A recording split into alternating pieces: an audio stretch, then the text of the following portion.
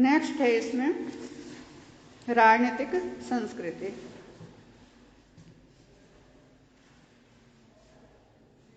जो राजनीतिक साहित्य है इसको दो भागों में बांटा गया है, परंपरागत और आधुनिक।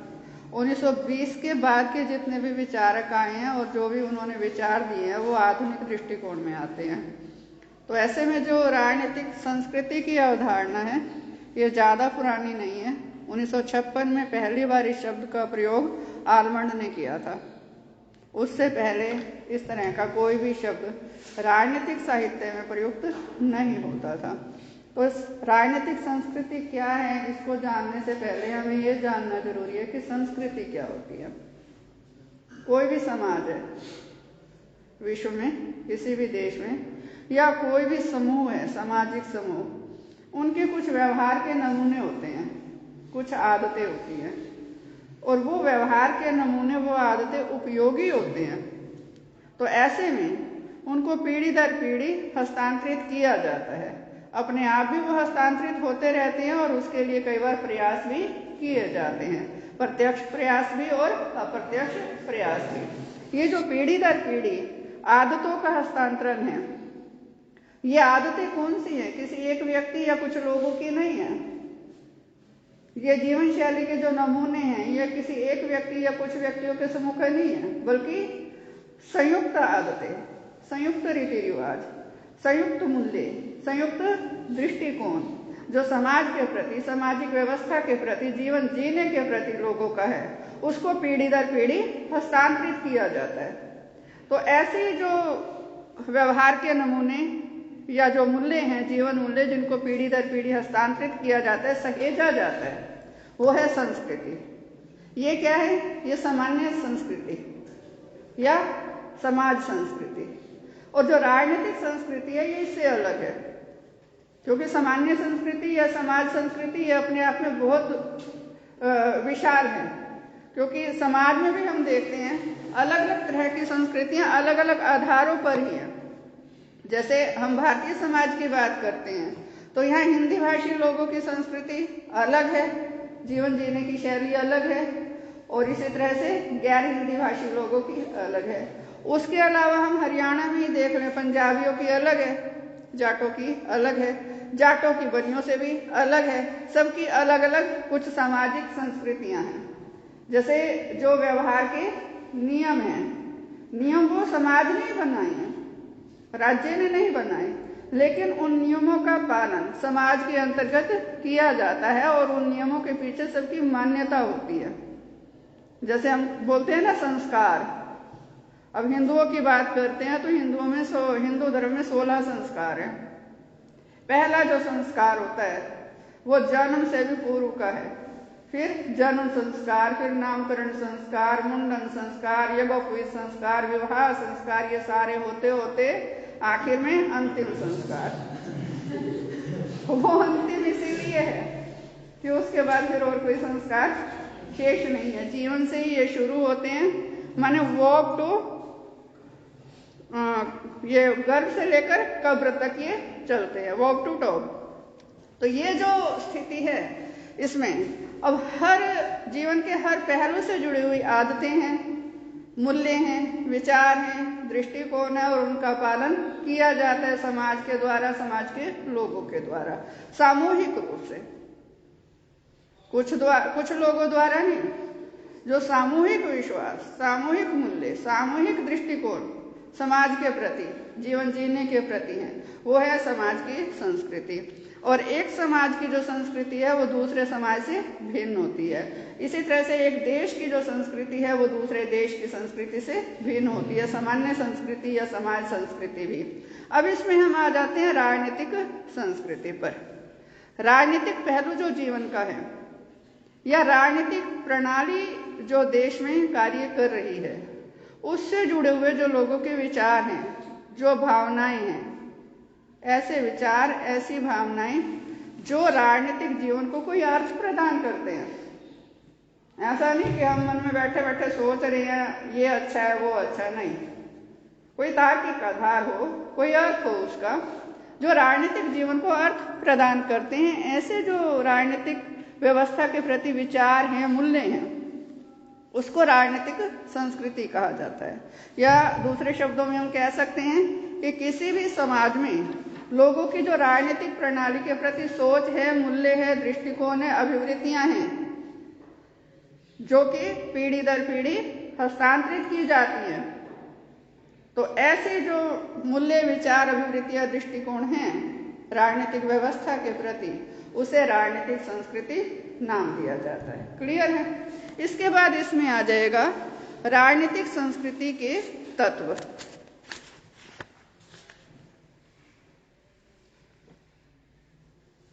कोई भी राजनीतिक विचारक किसी देश की, किसी समाज की राजनीतिक संस्कृति को यदि जानना चाहता है, उसका अवलोकन करना चाहता है, उसका विश्लेषण करना चाहता है, तो उसको मुख्य रूप से किन किन बातों का अध्ययन करना है, कौन से जो जीवन के पहलू हैं जिस पर उसको अपनी जो रिसर्च है वो केंद्रित करनी है, या हम कह सकते हैं कि वो किसी देश के लोगों की राजनीतिक संस्कृति को जानना चाहता है, तो वो उसमें क्या ढूंढेगा, किस तरीके से जानेगा, उसमें व्यक्तियों के कौन से आचरण का वो अध्ययन करेगा।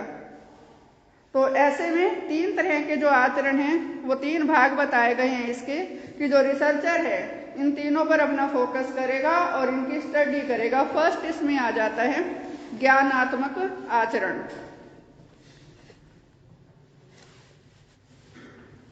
कि कोई भी जो समाज है या कोई भी राजनीतिक प्रणाली है, उसमें लोगों का राजनीतिक प्रणाली के प्रति ज्ञान का स्तर क्या है।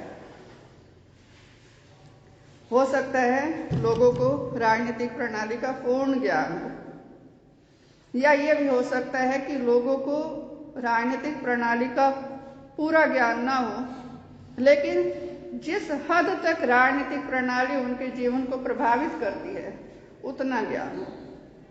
और ये भी हो सकता है कुछ ऐसे लोग भी हो सकते हैं जिनको राजनीतिक प्रणाली का बिल्कुल भी ज्ञान ना हो। तीनों ही तरह की स्थितियां हो सकती हैं। तो ऐसे में जो रिसर्चर है वो यदि किसी देश की राजनीतिक संस्कृति का अध्ययन करना चाहता है, तो उसको क्या देखना है कि लोगों का ज्ञानात्मक आचरण कैसा है, उनका ज्ञानात्मक व्यवहार कैसा है, राजनीतिक प्रणाली के प्रति उनको कितना ज्ञान है, पूर्ण ज्ञान है, बिल्कुल ज्ञान नहीं है, या जितना वो प्रभावित कर रही है जीवन के जितने पहलुओं को उतना ही ज्ञान है। ये सारा वो प्रतिशत देखेगा कि कितने प्रतिशत लोग ज्ञानात्मक आचरण के कौन से स्तर में आते हैं।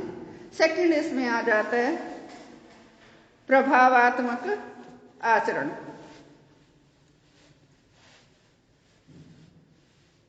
कि जो राजनीतिक संस्कृति का दूसरा अंग है वो क्या है, प्रभावात्मक आचरण, कि लोगों के मन में राजनीतिक प्रणाली के प्रति लगन कितनी है, भावनात्मक रूप से लोग राजनीतिक प्रणाली से किस प्रकार से जुड़े हुए हैं, बहुत ज्यादा लगन महसूस करते हैं या बिल्कुल भी उनके मन में लगन नहीं है। ये राजनीतिक विचारक जो रिसर्चर है वो अध्ययन करेगा कि जो राजनीतिक प्रणाली का कार्य क्या है, लोगों के लिए व्यवस्था को संतुलित तरीके से संचालित करना, लोगों की इच्छाओं और महत्वाकांक्षाओं के अनुरूप व्यवस्था में परिवर्तन करना। तो ऐसे में राजनीतिक प्रणाली जो कार्य करती है, तो यदि राजनीतिक प्रणाली का जो प्रभाव है लोगों पर सकारात्मक है, लोग उसके प्रति लगाव रखते हैं, तो वो हर बार प्रणाली के विरुद्ध झंडे उठा के खड़े नहीं होंगे, उसका विरोध नहीं करेंगे।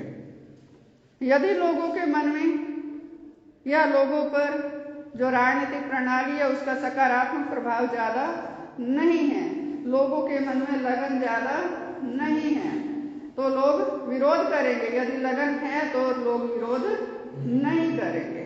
अब जैसे समय बदलता है, समय के साथ साथ समाज में परिवर्तन आते हैं और लोगों की जो अपेक्षाएं हैं वो भी शासन व्यवस्था से परिवर्तित होती जाती हैं।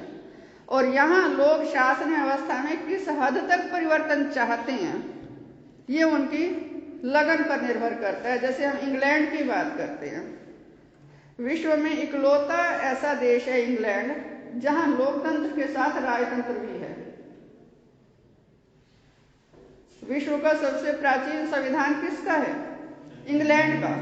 अलिखित है, लिखा हुआ नहीं है, फिर भी चला आ रहा है। बहुत बड़ी बात है ये अपने आप में। तो वो संविधान आधारित किस पर है? राजनीतिक रीति रिवाजों और परंपराओं पर। और वो जो रीति रिवाज और परंपराएं हैं, राजनीतिक रीति रिवाज और परंपराएं इतने लंबे समय से आराम से वहां व्यवस्था संचालित हो रही है, कोई ज्यादा दिक्कत नहीं आ रही। तो इसका कारण क्या है कि जो इंग्लैंड के लोग हैं वो उन रीति रिवाजों और परंपराओं से भावनात्मक रूप से जुड़े हुए हैं, वो उसके प्रति लगन रखते हैं। और यही स्थिति राजतंत्र के प्रति है। 1688 में जब इंग्लैंड में क्रांति हुई, जेम्स द्वितीय जो था वो अत्याचारी था, उसके विरुद्ध क्रांति हुई थी, उसके अत्याचारों के विरुद्ध। क्रांति शुरू होते ही वो इंग्लैंड छोड़कर भाग गया। जनता सम्राट के विरुद्ध क्रांति कर रही थी, सम्राट भाग गया, जनता के पास मौका था। क्रांति का मतलब कि पूरा जो समस्त जो जनता है वो उसमें इन्वॉल्व थी, सभी यही चाहते थे। मौका था, सम्राट का पद समाप्त कर सकते थे, नहीं किया। क्यों? वो उस व्यक्ति के प्रति क्रांति थी जो अत्याचारी था, सम्राट के प्रति नहीं थी। वो जो पद है सम्राट का, उसके प्रति लोगों के मन में इतना लगाव कि विलियम जो कि नेक्स्ट उत्तराधिकारी था, वो दूसरे देश में था, उसको लेकर आए और राज सिंहासन पर बिठाया। राजा के प्रति, राजा के पद के प्रति ये उनकी लगन ही थी कि उन्होंने उस पद को समाप्त नहीं किया। क्रांति हुई उस व्यक्ति के विरुद्ध जो कि उस पद पर बैठा था। तो ये इस तरह की लगन जिस राजनीतिक प्रणाली में होती है उसका अध्ययन करना, या लगन का जो स्तर है वो कैसा है, लगन कम है राजनीतिक प्रणाली के प्रति या अधिक है या बिल्कुल भी नहीं है, ये एक रिसर्चर के लिए अध्ययन का विषय हो सकता है। नेक्स्ट है इसमें मूल्यांकनकारी आचरण।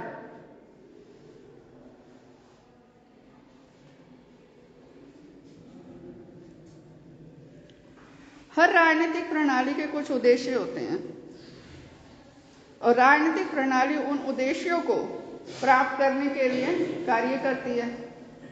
तो ऐसे में कुछ लोग राजनीतिक प्रणाली के कार्यों का जो मूल्यांकन है वो करते हैं कि ये उद्देश्य प्राप्ति की ओर अग्रसर है, उद्देश्य प्राप्त किए हैं या उसके विरुद्ध चल रही है, या उद्देश्यों की तरफ प्रणाली का ध्यान नहीं है। इस आधार पर कि राजनीतिक प्रणाली के जो कार्य हैं वो उसके उद्देश्यों से मेल खाते हैं या नहीं खाते, इस आधार पर राजनीतिक प्रणाली का मूल्यांकन करते हैं। और जैसे जहां भी जिस किसी देश में संविधान लिखित है तो संविधान का प्रारंभ लगभग प्रस्तावना से ही होता है।